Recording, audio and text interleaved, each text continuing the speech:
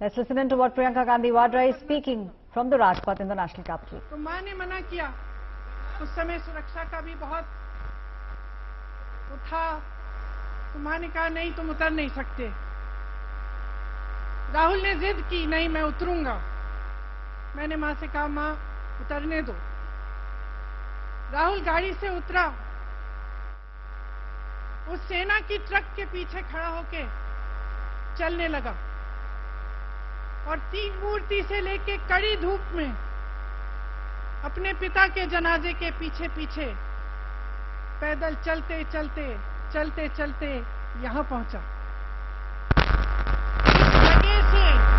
इस जगह से कुछ 400-500 गज दूर यहां पर मेरे शहीद पिता के अंतिम संस्कार मेरे घर में।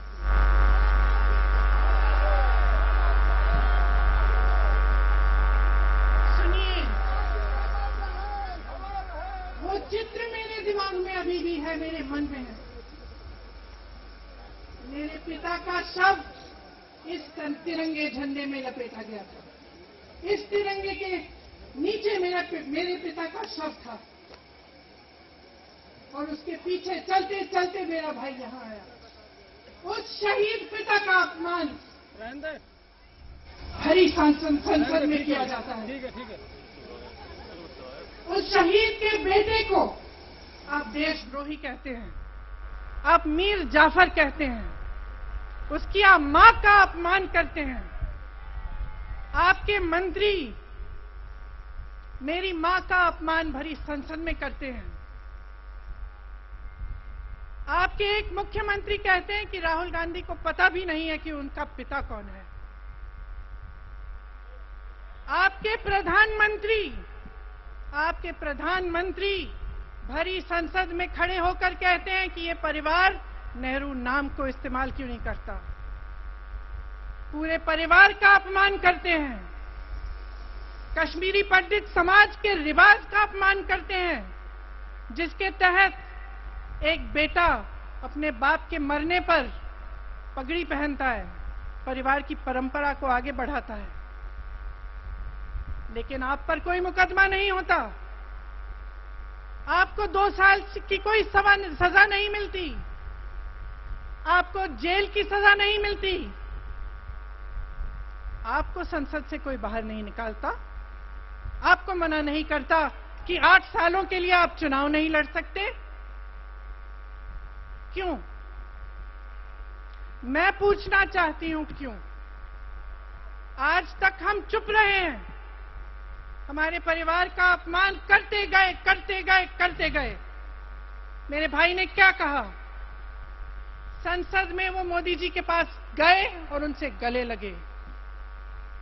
मेरे भाई ने कहा मैं आपसे नफरत नहीं करता हूं, मेरे दिल हम चुप रहे हैं, हमारे परिवार का अपमान करते गए।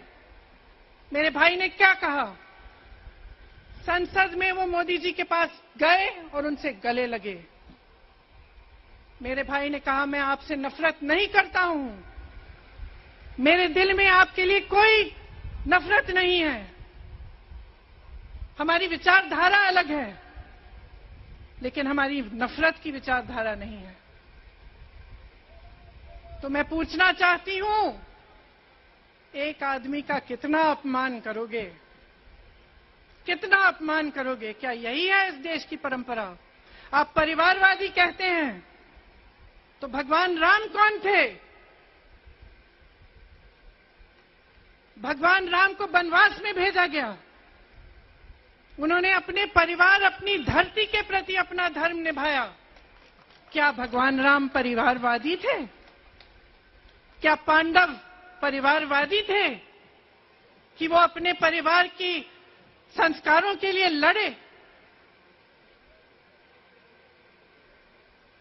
और हमें क्या शर्म आनी चाहिए कि हमारे परिवार के सदस्य शहीद हुए इस देश के लिए, कि इस झंडे में उनका खून है, इस धरती में उनका खून है, इस देश के लोकतंत्र को मेरे परिवार के खून ने सींचा है। और जो सोचता है जो सोचता है कि हमें अपमानित करके हमें डराएंगे, हमें धमकाएंगे, जो सोचता है कि तमाम एजेंसियों को लगाकर हम पे छापे मारकर हमसे कुछ भी करने हमको हमें डराएंगे, वो गलत सोचते हैं। हम डरने वाले नहीं हैं। हम और मजबूती से लड़ेंगे। हम इस देश के लोकतंत्र के लिए कुछ भी करने के लिए तैयार हैं। इस देश के लोकतंत्र को, इसकी नींव कांग्रेस पार्टी के महान महापुरुषों ने डाली है। कांग्रेस पार्टी लड़ी इस देश की आजादी के लिए और आज भी इस देश की आजादी के लिए ही लड़ रही है। कभी कभी मैं सोचती हूं, मुझे समझ में नहीं आता कि पब्लिक क्या सोच रही है। क्या देख नहीं रही है क्या हो रहा है? क्या आपको दिख नहीं रहा है कि आपकी सारी संपत्ति लूटी जा रही है, एक आदमी को दी जा रही है, गिने चुने उद्योगपतियों को सब कुछ दिया जा रहा है? किसकी संपत्ति है? ये राहुल गांधी की संपत्ति है, ये आपकी संपत्ति है। ये पीएसयू किसके हैं? किसके लिए बनाए गए? आपके लिए बनाए गए, जो ऐसे एक के बाद एक इनको बेचे जा रहे हैं, दिए जा रहे हैं। इसी से तो आपका रोजगार आता है। छोटे उद्योगों से, छोटे व्यापारियों से आपका रोजगार आता है। किसी बड़े अडानी से नहीं आता। रोजगार नहीं देते, छीनते हैं आपका रोजगार। तो आप समझ क्यों नहीं पा रहे हैं? आप गैस के सिलेंडर के लिए 1000 रुपए दे रहे हैं और यहां आपकी सारी संपत्ति किसी को सौंपी जा रही है। राहुल गांधी जी ने क्या कहा? अरे कौन सा इतना बड़ा जुल्म कर लिया कि आपसे 2 सवाल पूछ लिए, जवाब नहीं दे पाए ना, घबरा गए। और जो अहंकारी होते हैं, तानाशाह होते हैं, क्या करते हैं? जब सवालों का जवाब नहीं दे पाते तो पूरी सत्ता को लेकर जनता को दबाने की कोशिश करते हैं। जो सवाल उठाता है उसको दबाने की कोशिश करते हैं।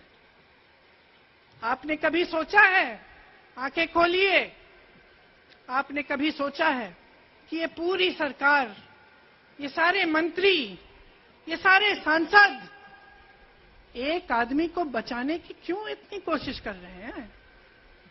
इस अडानी में है क्या कि इसको आप सारी संपत्ति दे रहे हो देश की? 20 हजारों करोड़ शेल कंपनियों में इनकी हैं और आप इन पे इंक्वायरी नहीं कर सकते? ये अडानी है कौन कि आप सब उनका नाम उठते ही बौखला जाते हैं और उनको बचाने में लग जाते हैं? देखिए, आप इस देश के देशवासी हैं, ये देश आपका है, ये लड़ाई आपकी है। आज तमाम नौजवान बेरोजगार क्यों हैं? हम इश्तेहार तो देख रहे हैं, होर्डिंग देख रहे हैं, मदर ऑफ डेमोक्रेसी लिखा है, कहते हैं कि हमारी अर्थव्यवस्था बहुत तेजी से आगे बढ़ रही है, तो इतने नौजवान बेरोजगार क्यों हैं? तो जहां जहां हम जाते हैं बेरोजगार नौजवान क्यों दिखते हैं? इतनी महंगाई क्यों है? इतनी महंगाई क्यों है? क्या आप इतने बड़े काम कर सकते हो लेकिन एक गैस सिलेंडर का दाम कम नहीं कर सकते? आप छोटे व्यापारियों की मदद नहीं कर सकते? आप रोजगार नहीं बनवा सकते? तो फिर आपकी सरकार किस काम की है? लोगों को दबाने के लिए है या अडानी जी को आगे बढ़ाने के लिए है? तो आज ये समय आ गया है कि हमें गंभीरता से सोचना पड़ेगा। ये सरकार पूरी कोशिश करती है कि आपका ध्यान भटकाया जाए। अब आप सोचिए, कन्याकुमारी से कश्मीर तक एक आदमी चला, उसके साथ लाखों लोग चले। क्या पैगाम लेके चला? किस लिए चला? उसके दिल में क्या भावना थी कि लाखों लोग देश भर से उससे जुड़ के चले? समता, एकता की भावना थी। आज आपके सारी मीडिया, आपके सारे मंत्री, आपके सारे सांसद, आपके सारे कार्यकर्ता कह रहे हैं कि राहुल जी ने विदेश जाकर देश का अपमान किया, राहुल जी ने एक वर्ग का अपमान किया। क्या एक आदमी जो कन्याकुमारी से लेकर 5000 किलोमीटर कश्मीर तक चल के ये रोज रोज कहता है कि इस देश को एक होना चाहिए, सबको समान दृष्टि से देखना चाहिए, क्या ये आदमी देश का अपमान कर सकता है? क्या ये आदमी एक वर्ग का अपमान कर सकता है? तो ये आदमी क्या कर रहा है? ये आपकी आवाज उठा रहा है। ये क्या कह रहा है? कह रहा है कि गरीबों को अपना हक दो, नौजवानों को अपना हक दो, महिलाओं को अपना हक दो।